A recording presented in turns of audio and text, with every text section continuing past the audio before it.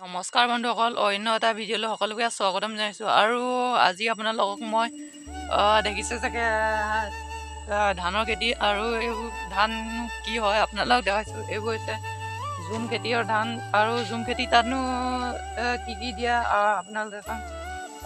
এইবোৰ কচু দিয়া আছে, আৰু এইফালে মাটি কঁঠাল দিয়া আছে। সেইখিনি আমাৰ ঘৰ হয়, আমাৰ ঘৰটো চাব পাৰে। এইফালে চাওক আমাৰ ঘৰ। তো ইয়াৰ ঘৰ ওচৰত আমি মাটি কঁঠাল ৰুই থৈ দিছে, আৰু কল গছো ৰুই দিয়া আছে। আৰু এইফালে চাব পাৰে এইবোৰ অসমীয়া ভাষাত কিবা কি আলু বুলি কয় নাজানো, মই পাহৰিছোঁ। এইবোৰ কাৰ্বি ভাষাত গুৰি খাৰ কং বুলি কয়। চ' আপোনালোকক দেখাইছোঁ এইফালে খেতি কেনেকুৱা হয়নো। ইয়াতকৈ ভাল খেতি মই আপোনালোকক দেখাম, আৰু ব'লক এতিয়া তাতে ধুনীয়াকৈ আপোনালোকক দেখাম, আৰু জুম খেতিনো কি কি দিয়ানো দেখাম। চ' ব'লক। চ' সেই বন্ধুসকল আহি পালোহি, আৰু আপোনালোকক মই এফালৰ পৰা দেখুৱাই লৈ যাম। এইবোৰ চক ধানবোৰ কিমান ধুনীয়া হৈছে। চক জুম খেতিৰ ধান আপোনালোকে দেখা নাই যদি চক কেনেকুৱা ধুনীয়া হৈছে। আমাৰ পথাৰৰ যদি ইমান ধুনীয়া হয় নহয়, ইয়াত ধানবোৰ বৰ ধুনীয়া হৈছে চক। আৰু মই এতিয়া আপোনালোকক জুম খেতিনো কেনেকুৱা কৰে তাকে অকণমান ক'বলৈ চেষ্টা কৰিম। তো এফালে হাবিবোৰ দেখিছে আপোনালোকে। হাবিবোৰ প্ৰথমতে কাটি চফা কৰি লওঁ। চফা কৰাৰ পাছত যেতিয়া গছবোৰ শুকাব, আৰু জুই জ্বলাই দিয়া হয়।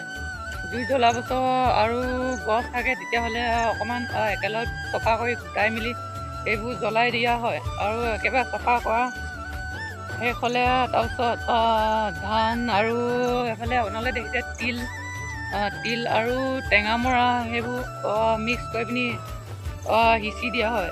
সিঁচি দিয়াৰ পাছত কোৰে অলপ অলপ মাৰি দিয়ে।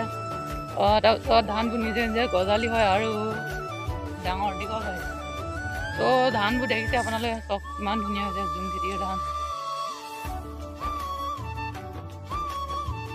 এইবোৰ তামোল গছবোৰ আপোনালোকে দেখিছে চাগে।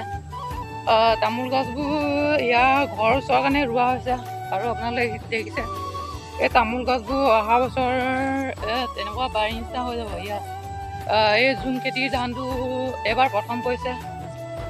তো আপোনালোকে দেখাইছে ইয়াত চব কিমান ধুনীয়া হৈছে। চব কিমান ধুনীয়া হৈছে ধানটো।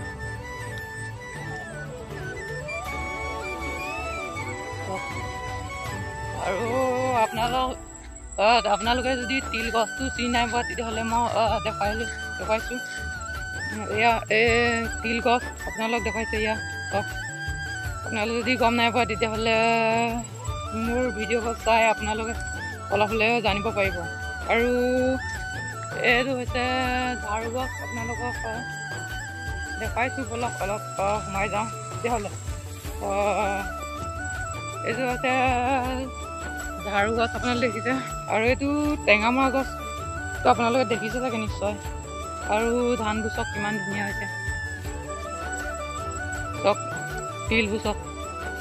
আৰু এইফালে এক্সট্ৰাকৈ তিল গছ, তিলৰ খেতি কৰা আছে এক্সট্ৰাকৈ। এইফালে আপোনালোক দেখাম ব'লক।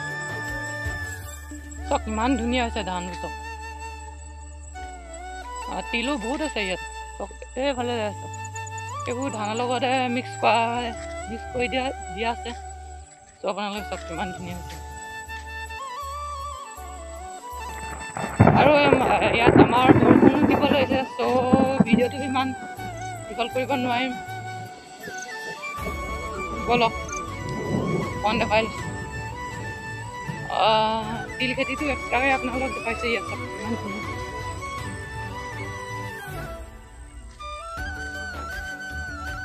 এইবোৰ হৈছে তিল, আৰু এইবোৰ তিলবোৰ কাটি থৈ দিছে, আৰু এইবোৰ এনেকুৱা উলিয়াই আপোনালোক দেখাইছোঁ ইয়াত চক। এইটো তিলটো প্ৰথমে এনেকৈ থৈ দিছে, আৰু যেতিয়া ঘৰৰ পৰা খৰাহি বা কিবা এটা লৈ আনে, আৰু তাৰপিছত এনেকৈ লুটিয়াই দিয়ে, আৰু তিলবোৰ হৈয়ে যায়। চ' আপোনালোক দেখালোঁ। আৰু আপুনি যদি মোৰ চেনেলৰ নতুন দৰ্শক, তেতিয়াহ'লে লাইক কৰিব, ছাবস্ক্ৰাইব কৰিবলৈ নাপাহৰিব। চ' আজি ভিডিঅ'টো ইমানতে সমাপ্ত কৰিছোঁ। বৰষুণ দিবলৈ লৈছে আমাৰ ইয়াত।